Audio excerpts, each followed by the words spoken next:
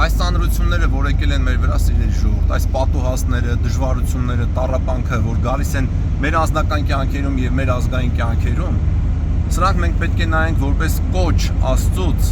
որպեսզի մենք ապաշխարենք, փոխենք մեր կյանքը, փոխենք մեր մտածողությունը։ Այսօր, երբ որ գնացել էի պատարագի, ուշադիր լսեցի Ղուկասի ավետարանի 13-րդ գլխից ընթերցվածքը, որ ընթերցում էր մեր եկեղեցիներում։ Այնտեղ Տեր Հիսուսը, որ տեսնում եք ինչ է ասում, տեսնում եք, որ ապաշխարությունը կապված է պտղաբերության հետ։ Այսինքն, եթե դու ապաշխարող մարդ ես, դու պետքա քո կյանքում պտուղ տաս, դու պետքա ապաշխարության արժանի գործեր անես։ Ուրեմն ընթերցում էր Ղուկասի ավետարանի 13-րդ գլուխը, որտեղ որ մարդիկ գալիս են Տեր Հիսուսի մոտ եւ հարցնում են այն գալիլացիների մասին,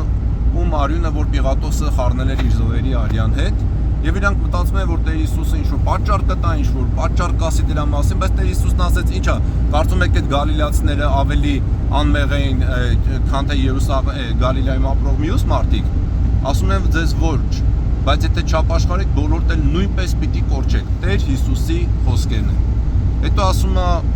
Սիլովամի ավազանում, երբ որ աշտարակը փուլ եկավ եւ մարդիկ զոհվեցին, ասում է կարծում եք այդ մարդիկ ավելի շատ մեղավոր էին, քան Երուսաղեմում ապրող բոլոր մարդիկ, որ իրանք այտենց պատահարից sense ասենք զոհվեցին։ Ասում եմ ձեզ ոչ, բայց եթե դուք չապաշխարեք, բոլորդ էլ նույնպես պիտի կորչեք։ Տեսնում եք, Տեր Հիսուսը պատճառ չի տալիս, թե ինչու են մարդիկ զոհվում այդ պատահարներից, բայց ասում է մի բան հստակ, Աստուծո որդին, որ եթե դուք չապաշխարեք, դուք էլ նույնպես պիտի կորչեք։ Ու անմիջապես մի հատ առակա պատմում, որը որ երբ որ կարդում ես Ղուկասի ավետարանի 13-րդ գլուխը, այդ պատմությունը, որ հենց նոր պատմեցի, չես կապում մի անգամից այդ առակի հետ։ Ինքը թզենու առակն է պատմում, ասում է Ագեպանը եկավ եւ այգուտերը եկավ թզենու մոտ եւ տեսավ, որ ուզեցավ պտուղ վերցնի, բայց տեսավ պտուղ չկա եւ Ագեպանին ասեց, «Այս ծառը 3 տարի է ոչ մի պտուղ չի տալիս։ Կտրի դրան, ինչու հողը զբաղեցնի իզուր տեղը»։ Հա, այն ծառերը, որոնք որ պտուղ չեն տալիս, հողը իզուր տեղը զբաղեցնում են, չէ՞։ Եվ ասում է Ագեպանն ասեց, լավ ասեց, մի տարի էլ դուր հոս փորեմ շուրջը եւ աղբ լցնեմ, գոմ աղբ լցնեմ, միգուցե պտուղ տամ մի տարի հետո, եթե չէ այն ժամանակ կտրի։ Սրանով ինչա ցույց տալիս Տերը մեզ, որ եթե դու ապաշխարում ես, դու պետք է պտուղ տաս։ Որոնք են ապաշխարության պտուղները, օրինակ, խոնարհություն սրտի, հեզություն, համբերություն, հոգևոր ուրախություն, չպետք է մեծանաս, անազնիվ բաներ չպետք է անես, նեգություն չպետք է անես, դավադրություն չպետք է անես, դավաճանություն չպետք է անես, հավատարիմ պետք է լինես սրբությանը։ Այս ամենի մասին գրված Աստվածաշնչում։ Ու եթե դու այս բաները չես անում, ու ասում ես ես ապաշխարում եմ, ուրեմն կեղծ է քո ապաշխարությունը։ Ապաշխարությունը բերանով չի լինում, այլ դու պետք է ապաշխարության արժանի գործեր անես։ Հիշում եք, կարծեմ Հովանես Մկրտիչն էր, որ երբ որ ժողովուրդը գալիս էին իր մոտ, ինքը sense բան էր ասում էր ապաշխարության արժանի գործեր արեք, այսինքն ապաշխարության պտուղներ տվեք։ Եթե դու չես ապաշխարում, դու էլ պիտի կորչես։ Եթե դու ապաշխարության արժանի պտուղ չես տալիս, քո ծառը կկտրվի, որտեղ կացինը ահա դրված է այնտեղ։ Սիրելի ժողովուրդ, այս բաները շատ կարևոր են։ Ինչու է մեր վրա այսքան պատուհաս գալիս։ Ինչու մեր վրա պատերազմ եկավ։ Ինչու է մեր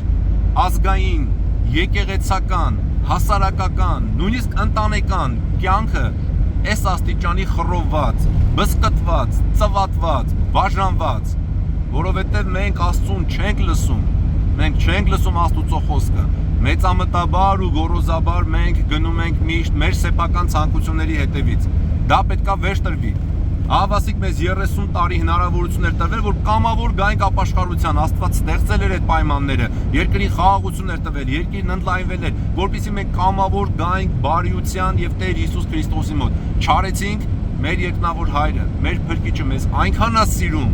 որ էլի մեզանից ոնց որ ասած ձեռ չի քաշում, այլ բերել է այս պատուհասները մեր վրա, այս ամեն դժվարությունները ու ծանրությունները մեր կյանքի վրա, որ միգուցե մենք պտուղ տանք։ Հիշում եք թզենու առակի մեջ ասում է միգուցե մյուս տարի ինքը պտուղ տա,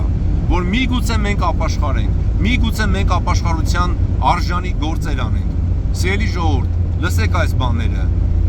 Մի թողեք, որ սա անցնի, անտարբերության մի տվեք։ Սենց բաների մեջ մասին շատ չեն ասում, մամուլում չեն գրում, հեռուստատեսությամբ չեն ասում, խոսում է միայն եկեղեցում Աստուծո խոսքը։ Խնդրում եմ ձեզ, սովորեք Աստվածաշունչը, ճանաչեք մեր Տեր Աստծո խոսքը, լսեք այդ Աստծո խոսքը եւ կատարեք Աստծո խոսքը, այլ ոչ թե սեփական պատվիրանները։ Լավ հիշեք Տեր Հիսուս Քրիստոսի խոսքը։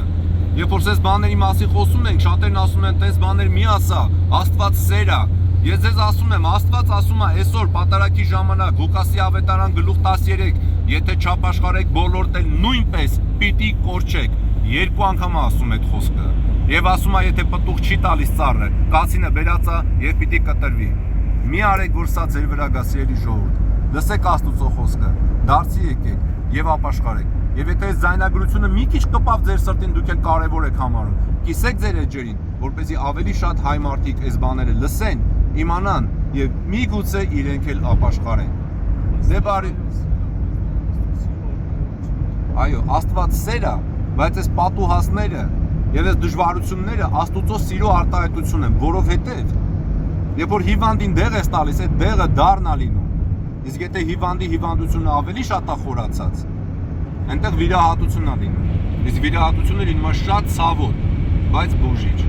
Մտածենք այս բաների մասին, սիրելի ժողովուրդ։ Եվ մեր Տեր եւ Փրկիչ Հիսուս Քրիստոսին, Հոր եւ Սուրբ Հոգու հետ միասին, փառք, իշխանություն եւ պատիվ, այժմ եւ միշտ եւ հավիտյանս հավիտենից։ Ամեն։